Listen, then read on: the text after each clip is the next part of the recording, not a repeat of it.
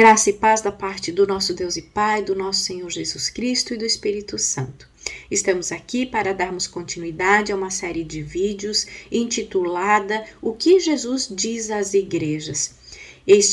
Esta série, ela fala a respeito das 7 igrejas da Ásia Menor, onde Jesus trouxe revelações a João, e João, por meio de cartas, entregou essas revelações a cada comunidade cristã na época, trazendo direção a estas comunidades. Então, no vídeo passado, num primeiro momento, nós abordamos o contexto histórico onde João e as comunidades cristãs estavam inseridos, um contexto de perseguição, de muitas adversidades, e também, num segundo momento, a própria revelação de Jesus Cristo, que foi de uma maneira gloriosa e que impactou tremendamente a João, e eu tenho certeza que faria conosco hoje.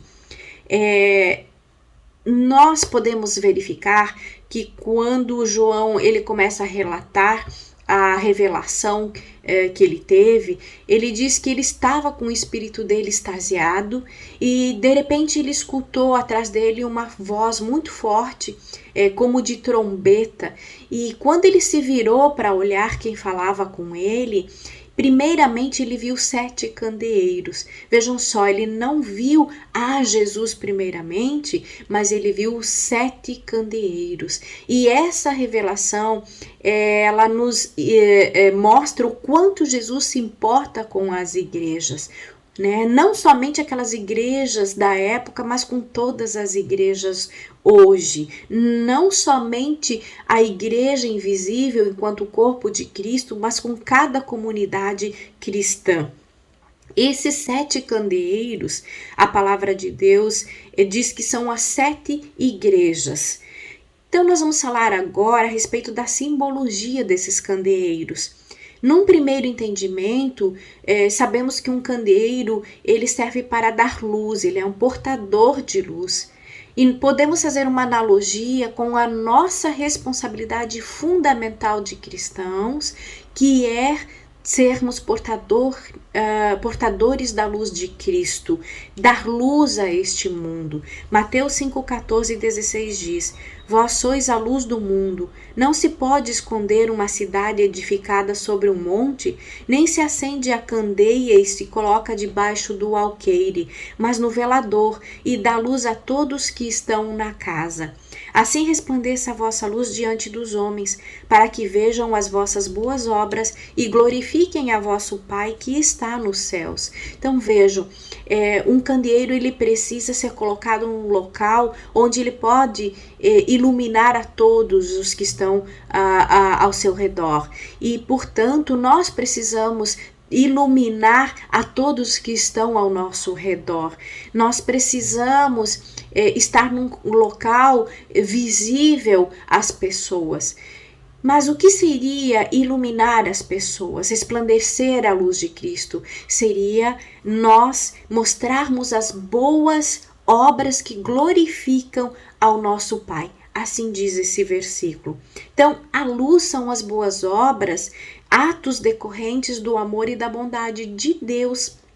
Então, não é a nossa bondade, ou não é o nosso amor, porque a nossa natureza carnal ela é inclinada para o mal, mas quando aceitamos a Jesus Cristo e o Espírito Santo habita em nós, o amor e a bondade de Deus são derramados no nosso espírito. Por quê? Porque nós começamos a receber da natureza de Deus, e é essa natureza, são essas obras que glorificam a Deus e beneficiam as pessoas.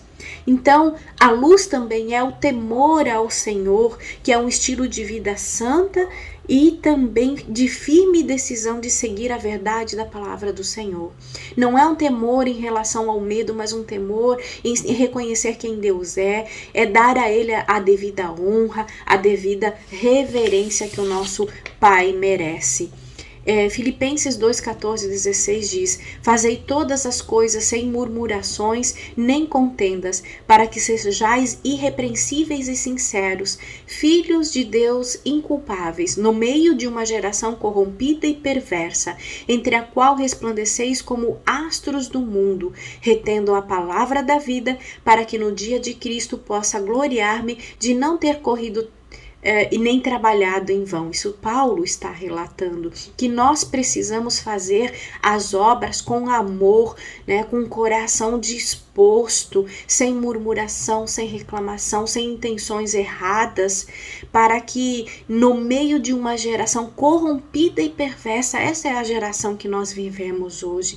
Olha só, a palavra fala a respeito de uma geração perversa, e no meio dessa geração nós resplandeceremos como astros, não como uma lâmpada qualquer, mas como astros. O sol é um astro, e o quanto ele ilumina o nosso mundo, mas a palavra de Deus diz que nós vamos resplandecer como astros. Então, é trágico quando igrejas ou cristãos são vítimas do engano e imaginam que estão sendo um grande testemunho para o mundo e, na verdade, não têm influência ou estão afastando as pessoas de Deus. Isso realmente é muito triste quando nós pensamos que estamos talvez realizando uma obra maravilhosa, representando muito bem ao nosso Senhor Jesus Cristo, mas na verdade nós estamos entristecendo o coração dele, não estamos influenciando o mundo da maneira como nós deveríamos influenciar. E muitas vezes as nossas obras ou obras que estão no nosso meio podem estar envergonhando o corpo de Cristo e afastando pessoas. Pessoas que estão no mundo buscando um local onde possam se encontrar ou encontrar a verdadeira razão da vida, e muitas vezes olham para a igreja, mas veem, quem sabe, um escândalo, algo que as escandalize, que envergonhe o corpo de Cristo, e acabam se afastando. Então, neste momento, nós não somos luz de Cristo para este mundo, mas somos pedras de tropeço. E ai, né, de quem é pedra de tropeço para os pequeninos, diz a palavra de Deus. Podemos entender aí quando Jesus disse em Lucas 11:35, repara, pois, que a luz que há em ti não sejam trevas. Podemos entender esse versículo que muitas vezes nossas obras, elas estão sendo não luz para o mundo, mas engano, trevas, vergonha. Então Jesus disse, cuidado para que isso não aconteça. Provavelmente Jesus estava se referindo à justiça própria, que é feita com as próprias obras, as obras da carne, não guiados pelo Espírito de Deus, mas por nosso próprio entendimento, por nossa própria força. Então, o fato de termos brilhado algum dia não quer dizer que podemos não estar brilhando agora ou estarmos brilhando como antes. A intensidade dessa luz pode ter mudado, então é bom refletirmos a respeito disso. Devemos pedir ao Espírito Santo para revelar qualquer coisa que esteja fazendo a luz em nós se apagar. Um segundo entendimento é que o candeeiro, ele era de ouro, não era qualquer candeeiro, não era de bronze, não era de prata, mas candeeiro de ouro. Então, enfatiza o grande valor que Jesus, o grande valor que as igrejas têm para Jesus. Mesmo tendo alguns problemas dentro das igrejas, elas são vistas como candeeiros de ouro, porque Jesus, ele vê a nossa igreja tanto o ponto forte como também os pontos fracos, mas independente disso, nós temos valor. E o que isso nos diz? Que Jesus, mesmo glorificado, ele não está distante ou separado das igrejas, mas ele está no meio delas.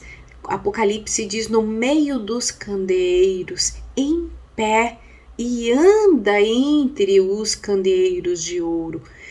Então, o termo grego utilizado para falar a respeito de Jesus andando no meio dos candeeiros é peripetaos. Peri significa ao redor e patel, andar. Então quer dizer andar ao redor de. Jesus não andou apenas uma única vez. Esse termo ele indica uma constância. Ele andava continuamente ao redor delas para inspecionar, observar, contemplar, sondar e descobrir a verdadeira condição da igreja e a partir disso determinar as suas necessidades. Ou seja, Jesus estava analisando os pontos fortes e os pontos vulneráveis da igreja. E Jesus ele está comprometido com a igreja. Portanto, quer dizer que nós amamos a Jesus e não querer ter nada ou pouco a ver com a sua igreja é impossível. Se nós amamos de fato a Jesus, nós amamos o que ele ama. E Jesus ama a igreja porque ela nasceu no coração de Jesus Cristo. E o quanto Jesus está comprometido com a igreja. Podemos ver em Mateus 16:18 que Jesus diz assim a Pedro: pois também eu te digo que tu és Pedro, e sobre esta pedra edificarei a minha igreja, e as portas do inferno não prevalecerão contra ela. Olha só, Jesus está tão comprometido que ele edificou a igreja e ele mantém a igreja, e quando andamos na autoridade que Cristo nos deu, o inferno, as portas do inferno, nada pode resistir à igreja. Nós podemos vencer todas as coisas, nós podemos desfazer as obras do inimigo. Em Colossenses 1:18, Paulo diz sobre Jesus: e no que diz respeito à igreja, ele, Jesus, a organiza e mantém unida, assim como a cabeça dirige o corpo. Então, Jesus edifica a igreja, Jesus organiza a igreja e Jesus mantém ela unida. Então, por meio do Espírito Santo, mantém unida a igreja. E assim nós somos o corpo de Cristo e ele, o cabeça nosso. É ele que nos dá a direção, porque a cabeça é que governa o corpo. Então, Jesus governa a igreja. Paulo utilizou o relacionamento entre Cristo e a igreja para demonstrar como os maridos devem amar e cuidar de suas mulheres. Paulo diz, para que os maridos amem suas mulheres como Cristo amou a igreja e se entregou por ela. Então nós podemos ver que o amor de Cristo pela igreja é um amor real, é um amor verdadeiro, presente, mesmo que hoje ele não esteja fisicamente entre nós. Jesus está andando em cada comunidade local, em cada igreja, sondando o coração de cada membro enquanto indivíduo e do corpo de Cristo, de toda aquela comunidade, num sentido coletivo. A igreja ela é tão importante que o Novo Testamento descreve ela de várias formas, como edifício de Deus, como templo de Deus, santuário, habitação de Deus no Espírito, coluna e baluarte da verdade, casa de Deus. Então são vários os termos que Jesus utiliza para exemplificar o valor que a igreja tem para ele. Embora a igreja seja valorizada por Jesus, nós devemos lembrar que ela, em todas as gerações, é composta por membros em diferentes níveis de maturidade espiritual. As igrejas locais na Ásia Menor eram formadas por crentes sujeitos a lidar com desafios e problemas como com os que estamos sujeitos hoje também. As igrejas daquele tempo falharam em amar, sim, e elas esmorreceram em seu fervor, foram perturbadas por doutrinas falsas, e nossas igrejas de hoje não estão imunes a isso. Vale a advertência de Paulo: cuidado para não pensar que isso jamais poderia acontecer com você, para que o seu orgulho não seja a sua queda. 1 Coríntios 10:12. Então aqui a gente pode verificar que as igrejas da época passaram por uma série de problemas. Paulo, naquele momento, quando ele edificou várias igrejas, ele lidou já com muitas adversidades e com pessoas que se levantavam dentro da igreja para se opor àquilo que ele estava pregando e trazer ensinamentos errados. Paulo teve que enfrentar esse tipo de coisa. As igrejas tiveram que lidar com essas situações. E hoje nós bem sabemos que lidamos com essas situações também. E quem sabe numa escala muito maior. Portanto, nós podemos estar falhando também no amor, na fé, no fervor, na verdade, em pregar aquilo que é verdade. Então, nós hoje precisamos estar atentos ao que acontece na igreja. Uma outra simbologia para analisarmos é a respeito dos mensageiros. No primeiro vídeo, nós enfatizamos as 4 primeiras palavras que estavam no início do livro de Apocalipse. Mas é importante considerarmos o restante da frase também. As 4 primeiras palavras eram revelação de Jesus Cristo, que é o que o livro traz.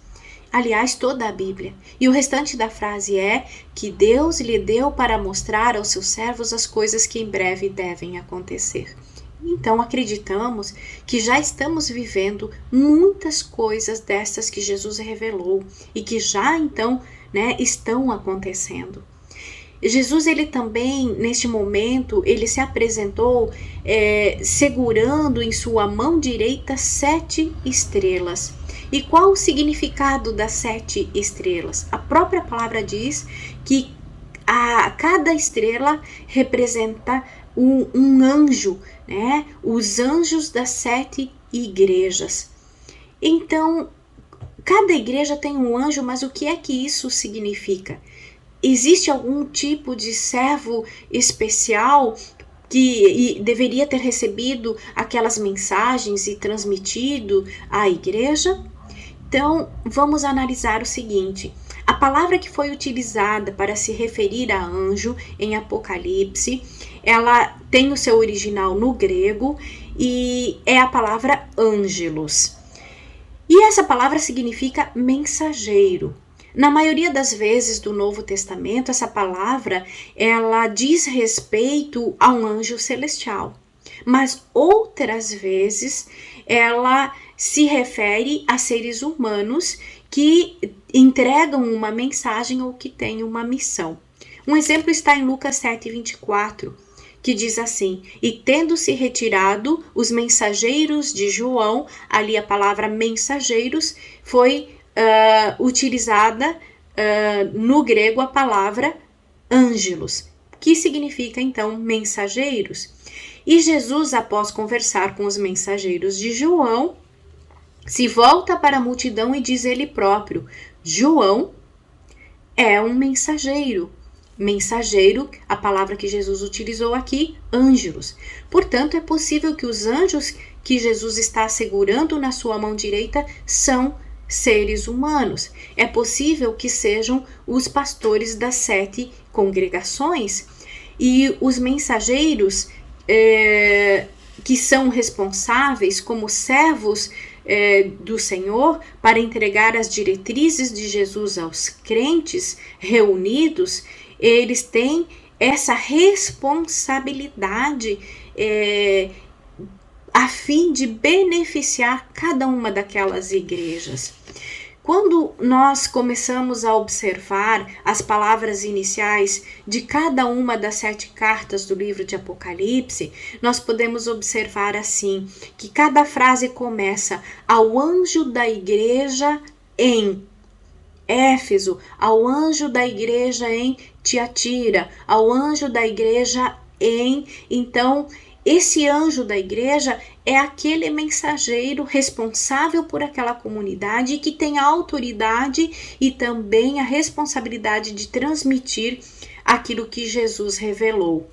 Em outras palavras, cada anjo ele, né, ou o mensageiro receberia o conteúdo das cartas que vinha diretamente de Jesus através de João. Depois, então, seria a responsabilidade desses pastores comunicar diretamente às pessoas o que Jesus estava dizendo com relação a cada congregação específica.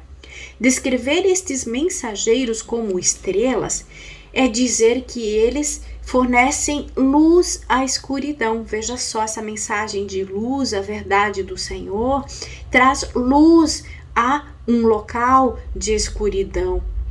Mas nós precisamos lembrar que essa luz, ela não provém de nós, mas ela provém de Jesus Cristo, cujo rosto brilhava como o sol na sua força. Portanto, supera em muito a luz de qualquer mensageiro. Jesus sempre será o centro, o cerne da palavra de Deus. Em Apocalipse 2:1 está escrito: estas coisas diz aquele que conserva na mão direita 7 estrelas. A palavra conserva aqui é kratel.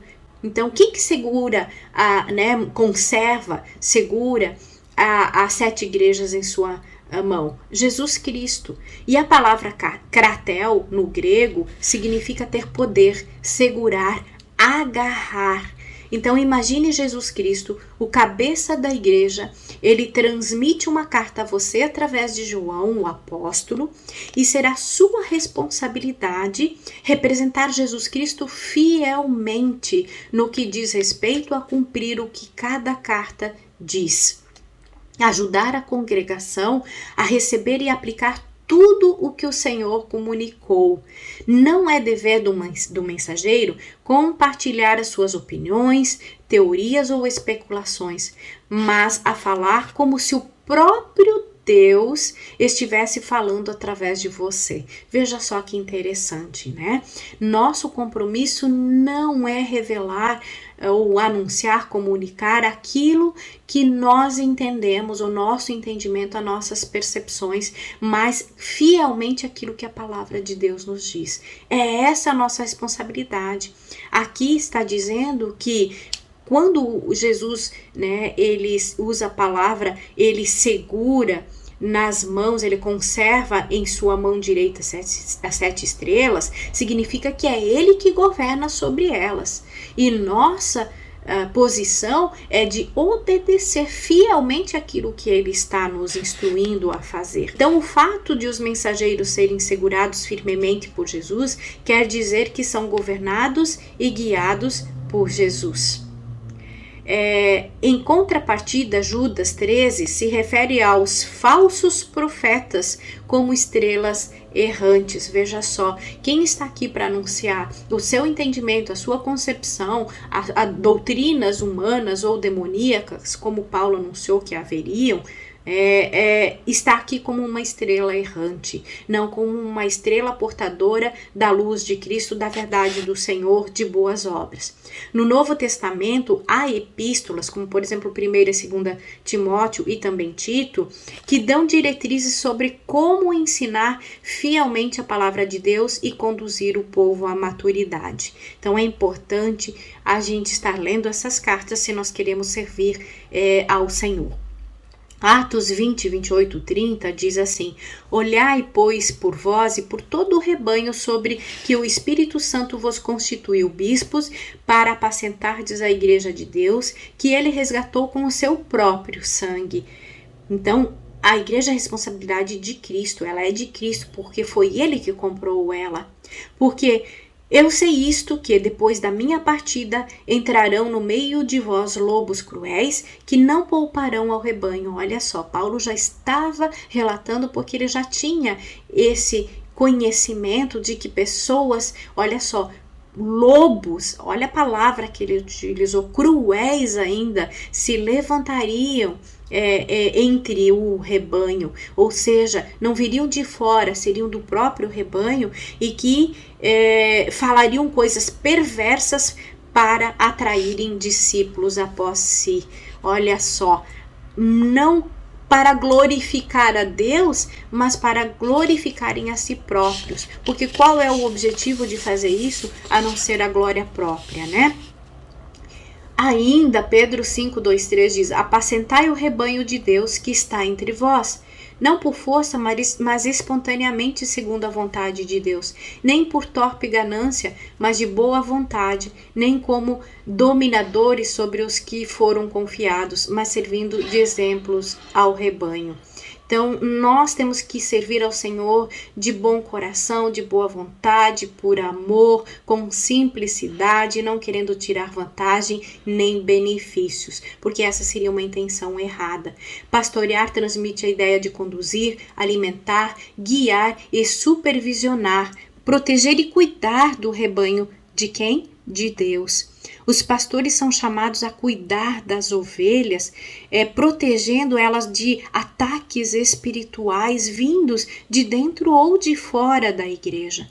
Por isso, os pastores, as equipes pastorais, elas precisam da oração da igreja, ela precisa do apoio da igreja, das congregações.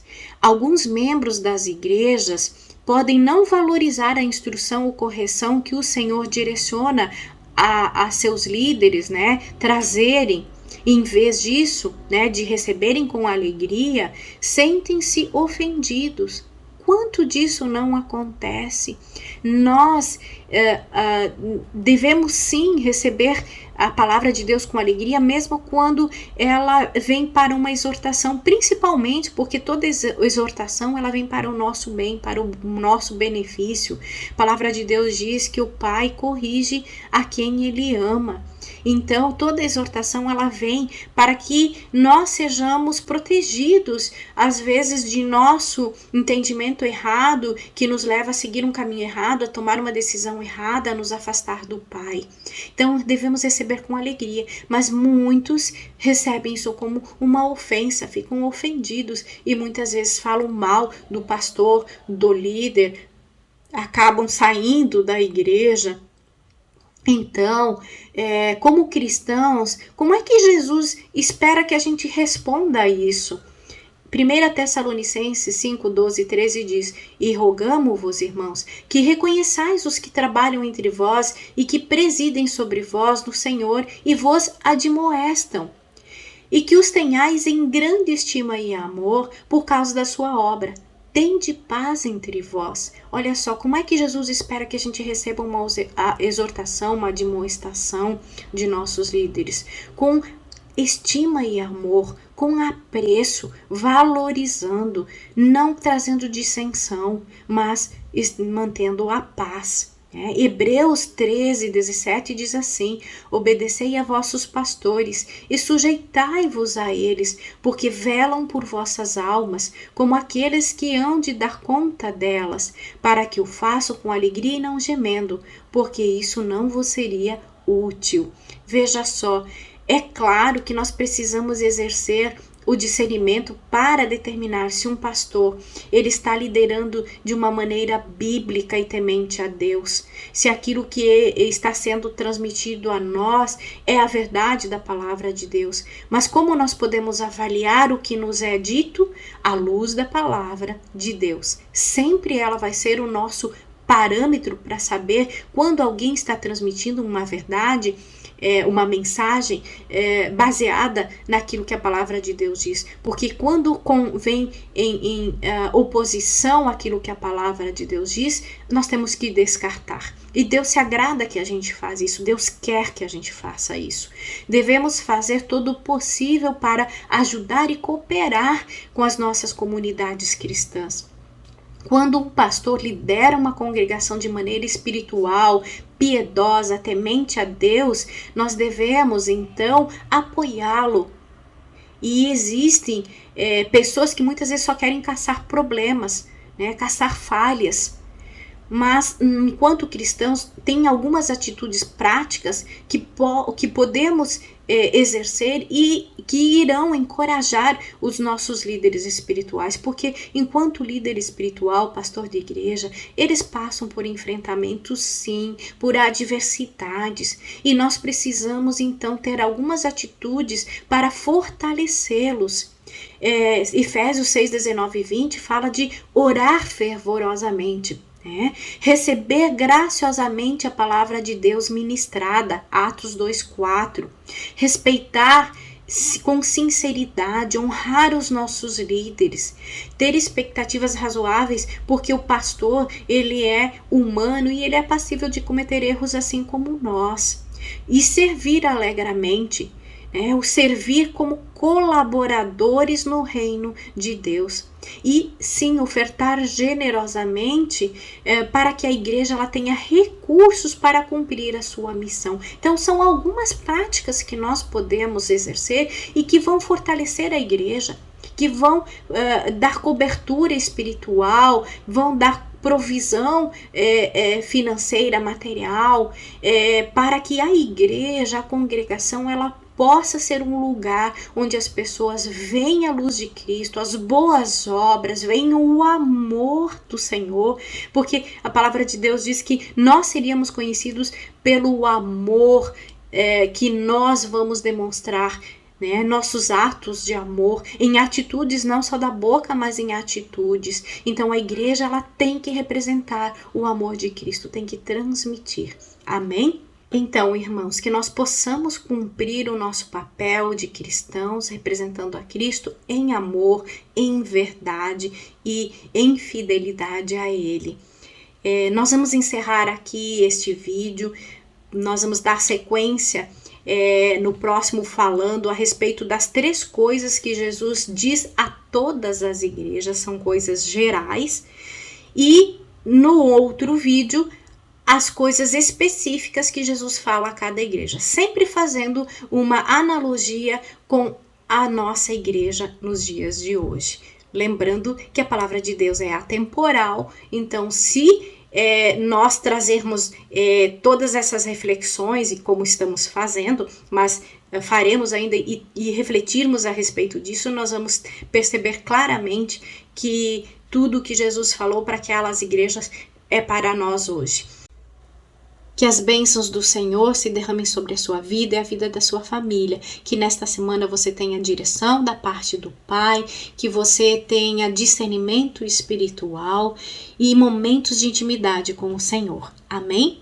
E gostaria de orientá-los, antes de finalizar, a leitura do livro de Apocalipse, capítulo 1, para que no próximo vídeo, quando a gente falar das 3 coisas que Jesus falou a todas as igrejas, vocês já tenham o conhecimento disso, porque quando a gente já tem, a gente consegue compreender com muito mais facilidade as revelações que o Senhor nos traz no nosso espírito. Com certeza elas serão recebidas de uma forma muito diferente quando a gente já tem o conhecimento da palavra de Deus. Amém?